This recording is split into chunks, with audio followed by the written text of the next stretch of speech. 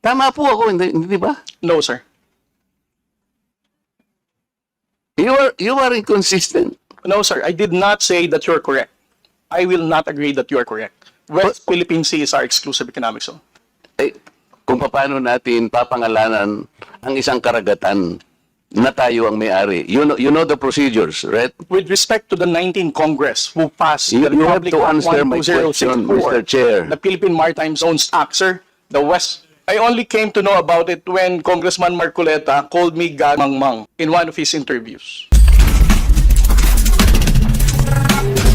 Legislator, and then you wait until you are recognized by the chair, okay? Yes, sir. Thank you. Thanks, sir.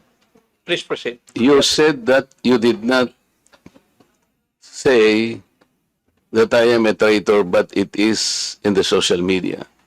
Did you take an effort to clarify that so that you could not mislead people because they might believe that you have said that? It is only now that you are disowning this statement. Mr. Chair. Mr. Chair. Yes, sir. To the Honorable Marcoleta, sir.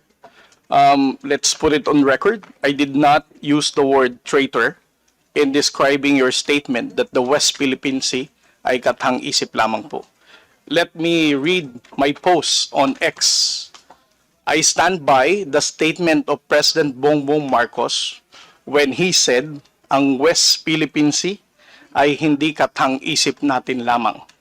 Ito ay atin, ito ay mananatiling atin hanggang nag-aalab ang diwa ng ating minamahal na bansang Pilipinas.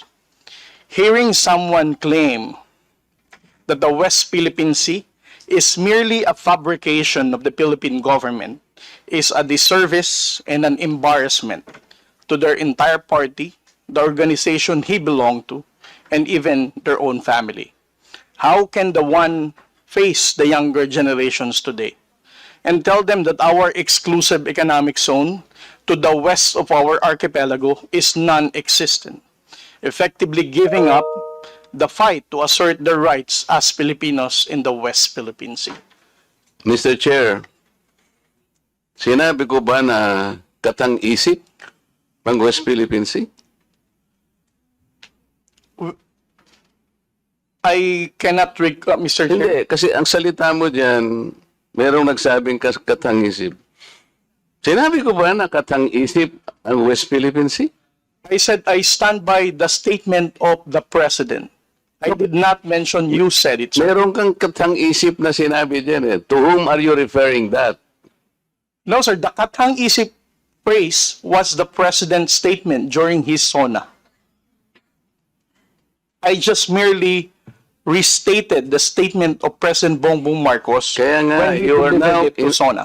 Kaya mo lang nilabas yan after I said that there is no such thing as West Philippine Sea. But that is in context of the fact that it is not yet registered in the International Hydrographic Organization.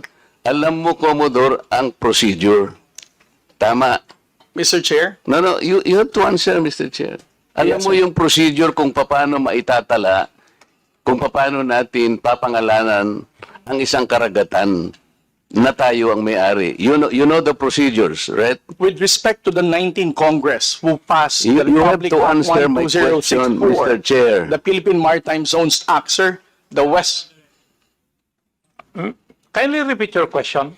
You know, Commodore, the procedures on how we can register the name of a maritime area that we control or that we believe it is ours. You know the procedures on how Yes, to sir. register. Okay. So, ano na po ba, nakarehistro na po ba, nairehistro na po ba natin yung West Philippine Sea? Sir, with regard to your question, there must be a legislation and then submit it to the international. Oo nga, meron na po Hydrographic tayong Organization. legislation. Yes, As a sir. matter of fact, nagagawa na po yung Congress. Kailangan po talaga yon. Yes, sir. Nagpasimula tayo sa administrative order pero kulang yon. Kaya nga po ang Congress gumawa para tulungan po kayo. Okay, sa ngayon po, Sa tagal na po ng proseso, yun po yung dapat ninyong palaging gagawin. Kailangan lahat ng lakas natin gamitin, maparehistro po natin. Pero ngayon, hindi pa nakarehistro. Tama po. Again, sir, answer your question. It Please. steps by step. Commodore, sandali. Yes, sir. Please answer the question Yes, directly. The question calls for a yes or no. No, sir. If it's in IHO, yes, through legislation.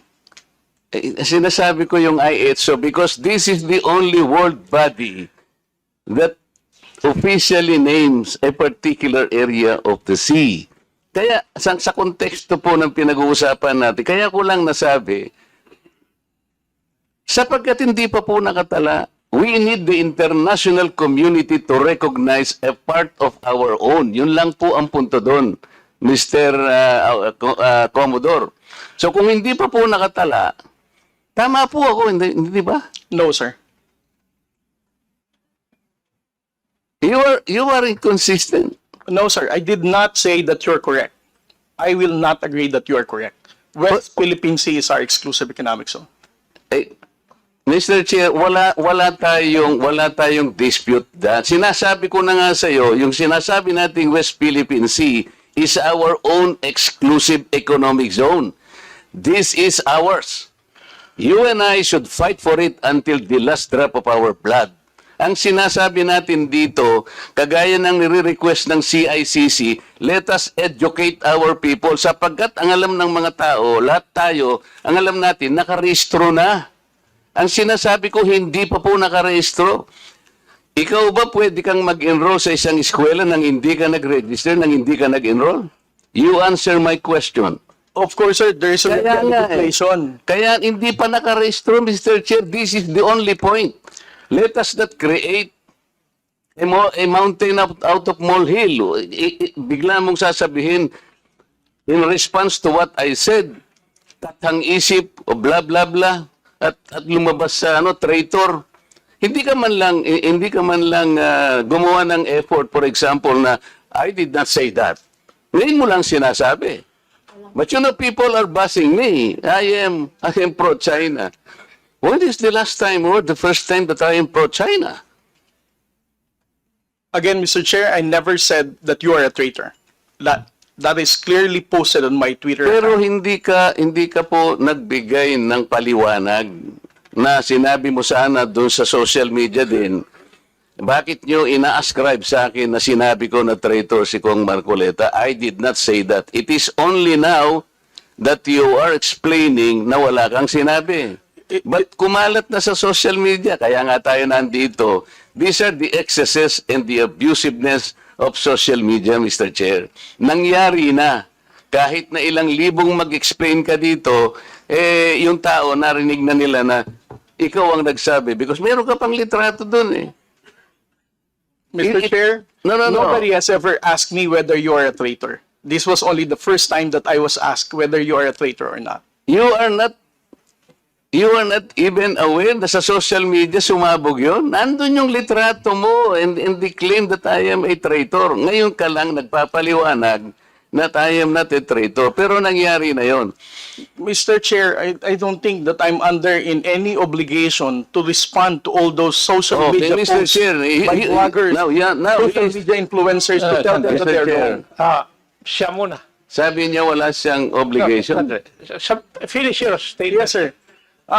Mr. Chair, Honorable Marcoleta, sir, I think I'm no under obligation to tell all the social media influencers, to bloggers, defend your name, tell them that you are not a traitor. Again, I did not mention that you are a traitor. Those words did not come from me. Why would I go to the extent of defending you and you are running for Senate? I might as well be interpreted as supporting somebody for public office. Mr. Chair, clarifying something that is wrong is Have not the floor, political. please. Thank you, sir. Commodore, ang tinatanong lang ni Honorable Marco Reds that merong lumabas kang statement, siguro binigyan ng interpretation ng ibang vloggers at nasabi na traitor si Honorable Marcoleta. Ang tinatanong niya is, unang-una, alam mo ba ito na gano'n na nangyari? Would you know? No, sir, because when it became a social media popular post, I was not here in the country. I was actually in the official business outside. So when did you come to know about this? I only came to know about it when Congressman Marcoleta called me Gag Mangmang in one of his interviews. Laban Pinas.